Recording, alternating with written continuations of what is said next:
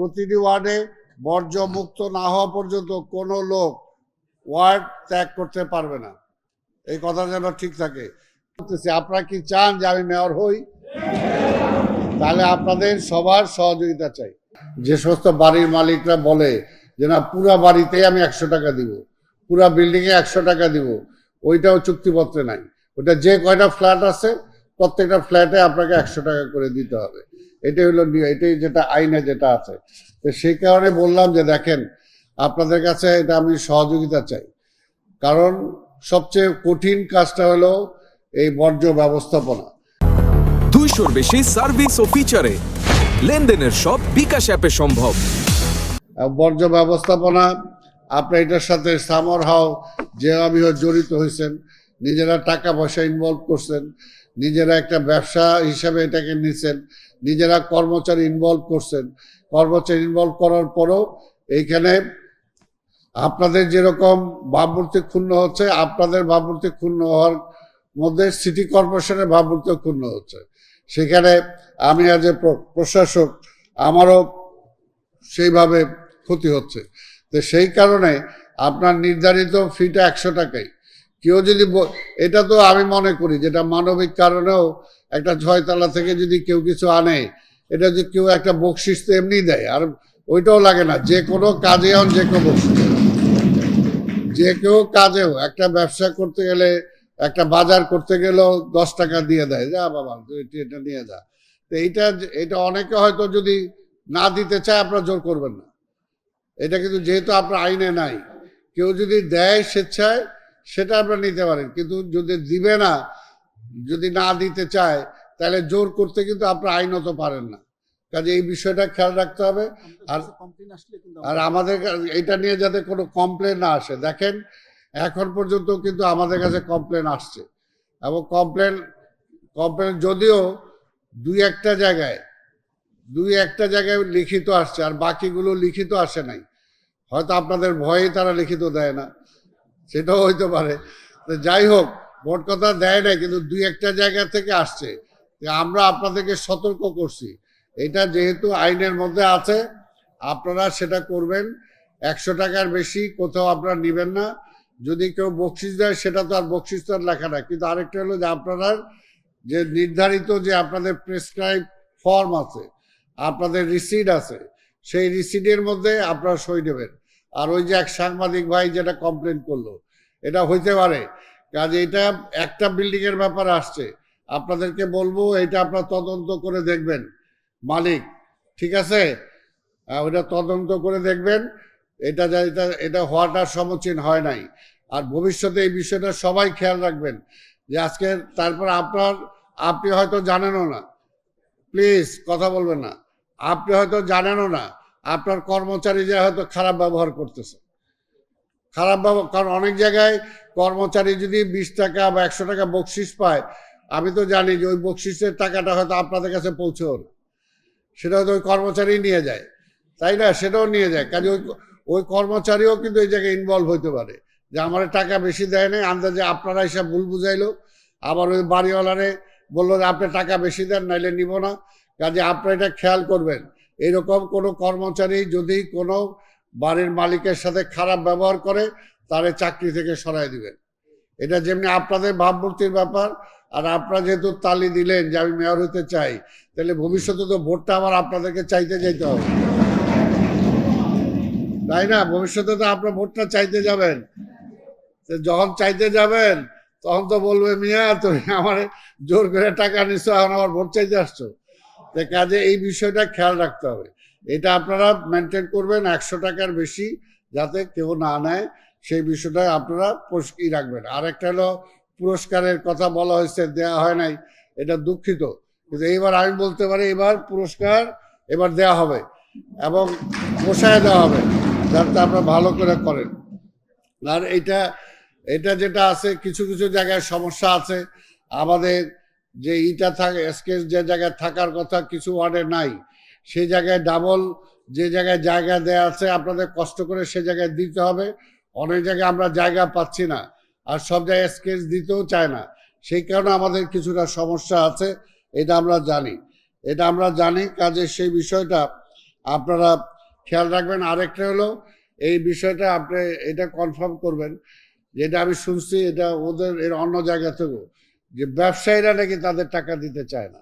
এটা এটা এটা কেন হবে এটা কনফার্ম করবেন যে ব্যবসায়ীরা। তবে আপনারা যদি ব্যবসায়ীদের থেকেও যেটা আছে যে আপনারা 30 টাকা হারে পাবেন, তাদের আবর্জনা তাদের ময়লাটাও তো আপনারা নেবেন, নাকি নেন না? আপনারা নেন তো এটা।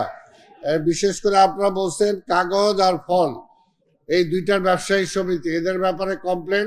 এই দুইটা ব্যবসায়ী সমিতির সাথে আপনি কথা বলবেন, কথা বলে এটা নিশ্চিত করবেন যাতে তারা প্রতিটা দোকান থেকে তাদের এটা দিতে হবে। তাদের আবর্জনা তারা নাহলে রাস্তায় ফেলে দেবে, এটা তো হবে না। কাজে তাদের আবর্জনাটা তাদের কাছে আপনার, এটা কিন্তু দেখা যায় প্রত্যেকটা দোকান থেকেই এই আবর্জনাগুলো রাস্তায় ফেলে। কাজে এটা বন্ধ করতে হবে। এটা আপনারাও বন্ধ করবে যে রাস্তায় ফেলা যাবে না, এটা আমরা নিয়ে যাব, তুমি একটা জায়গায় রাখবা, আমার যখন লরি আসবে সেটার মধ্যে দিয়ে দিবা, যাতে আবর্জনাটা রাস্তায় না পড়ে। এই ঢাকা শহরটা পরিষ্কার রাখার দায়িত্ব আমাদের। কোরবানির ব্যাপারে যেটা বল, প্রতিটি ভ্যান ও জনবল কাজে রাখতে হবে। আমি আবার বলতেছি, কোনো লোক ছুটিতে থাকতে পারবে না, এটা কিন্তু আপনাদের ম্যান্ডেটরি।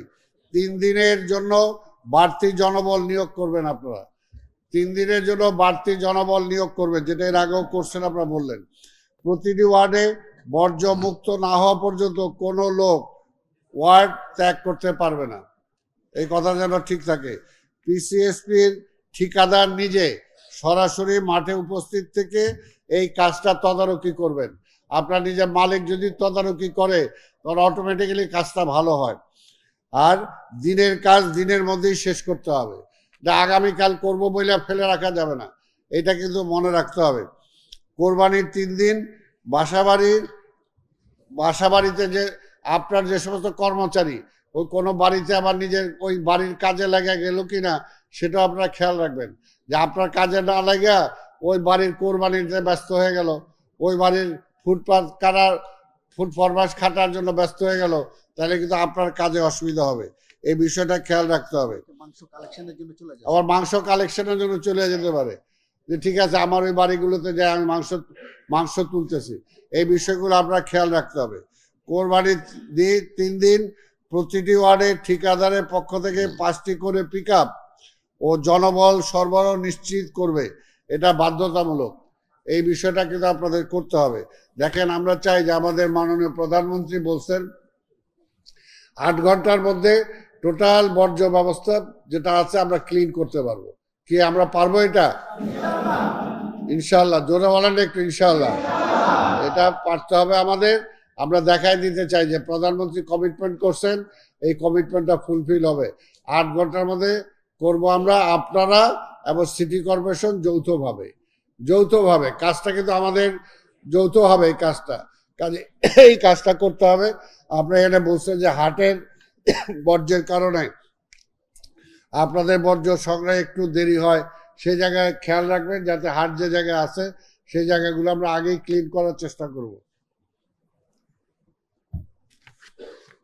আগেই ক্লিন করার জন্য আমরা চেষ্টা করব যাতে ওইটা না হয়।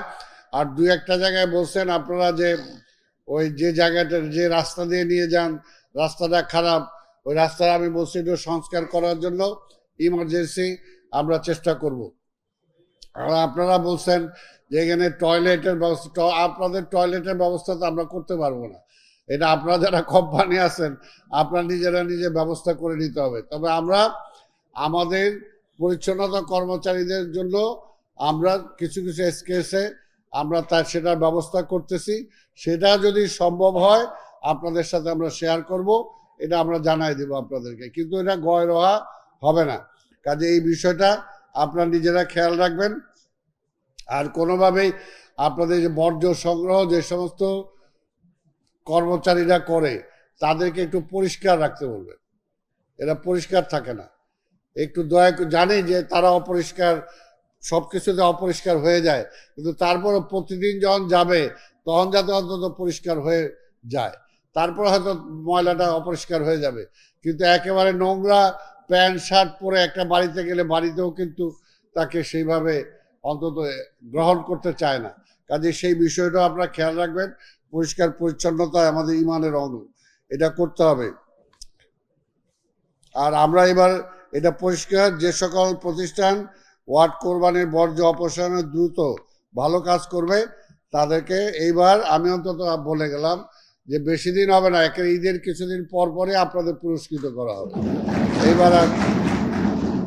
এইবার এটা দেরি হবে না। তা আপনাদের অনেক কথা শুনেছি এবং তার উপরে ভিত্তি করে আমি যে সমস্ত কথাগুলো বললাম, তা আমার কথাটা একটাই, যে এইটা কিন্তু আসলে অনেকটা মানবিক কাজ, মানবতার কাজ, সামাজিক দায়িত্ববোধের কাজ। কাজে এটা শুধুমাত্র আমি কন্ট্রাক্ট নিছি তাই কারণে এটা না, সিটি কর্পোরেশন যারা কাজ করে তারাও কিন্তু এই যে দেন 9টা 5টা, কিন্তু 9টা 5টা তাদের সময় নাই। আমি যদি চিফ কনজারভেন্সি অফিসার রাত্রে 12টায় বলি, ওই 12টায় কিন্তু উনি হাজির হয়ে যাবে। কাজে আপনাদের বেলাও তাই, প্লাস আপনার দেশটাকে ভালোবাসেন, কাজে আপনাদের পারফরমেন্সের উপরে নির্ভর করবে আগামী নির্বাচন কি হবে। কাজে আমি আবার বলতেছি, আপনারা কি চান যে আমি মেয়র হই? তাহলে আপনাদের সবার সহযোগিতা চাই। এই সাইডকে একটু কম বললো নাকি? আপনারা কি চান? আচ্ছা ঠিক আছে, আপনাদের সবার প্লিজ, আপনাদের সবার সম্মিলিত প্রচেষ্টায় ঢাকা নগরটাকে আমরা পরিচ্ছন্ন নগর করতে চাই। ঠিক আছে, আমরা সবাই সম্মিলিতভাবে এটা চেষ্টা করব। কাজেই আর জনগণ যতই কাজ করেন তারপরেও এই কাজে কিন্তু বাহবা পাওয়া যায় না। কাজে ওই বাহবা দিল কি না দিল, নিজের কাজটা নিজেরা যাতে আমরা করার চেষ্টা করি।